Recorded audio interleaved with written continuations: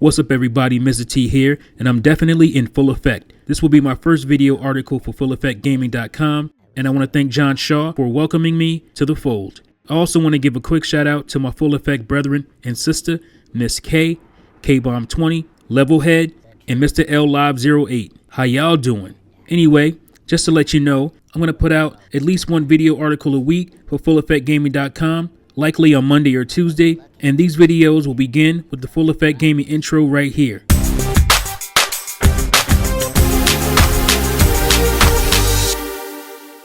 So when you see that intro, make sure you click the link in the description and head over to FullEffectGaming.com and get the complete article or content intended with a specific video. So make sure you click that link. Thanks, fools. So this one here is an opinion piece I'm calling New School Gamers Can't Be Old Schooled. Pretty self-explanatory there. I'm basically saying you can't school a new dog with old tricks because they just won't take. What do I mean by that? Well, basically, when I occasionally start feeling nostalgic and I look around at gaming today, I look at the limited options and the lack of variety in gaming, and I think about all those choices and variety of games I was able to enjoy from the 6th generation of gaming and before. That is the original Xbox, PlayStation 2, GameCube, and to some extent Dreamcast era. I cry a little bit inside thinking about all that we lost. Midway gone, Acclaim, Vamoose, THQ, Adios, Capcom weakened, Square Enix weakened, Konami on life support, Ubisoft and EA are interchangeable shambles and are shells of their former glory, releasing buggy, DRM'd, and assembly line games with scarce content locked behind exclusive pre-orders and not so special editions created for maximizing profits. I'm looking at you, Dragon Age and Watch Dogs. But when I bring these things up to some younger gamers, I get shouted down and given excuse after excuse to why gaming is just as good, if not better, as it's ever been.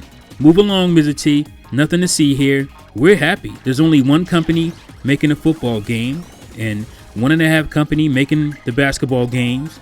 Only one console where you can buy a baseball game. Multiple IPs using the same game engine that make multiple IPs feel the same.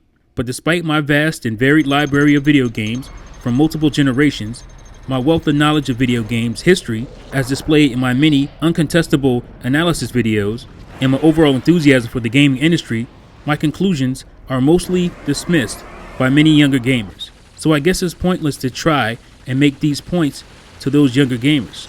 I guess I just gotta keep my dinosaur gamer sensibilities to myself. I should probably just sit back and be quiet and enjoy myself.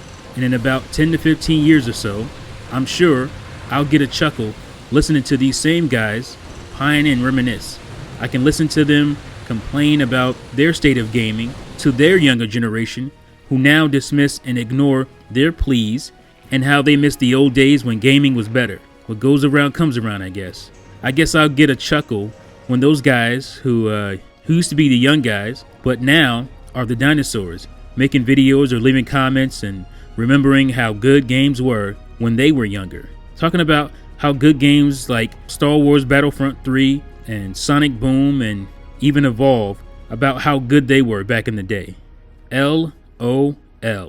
Alright y'all, that's it for this one. Till next time, keep your gaming in full effect. Mr. T out.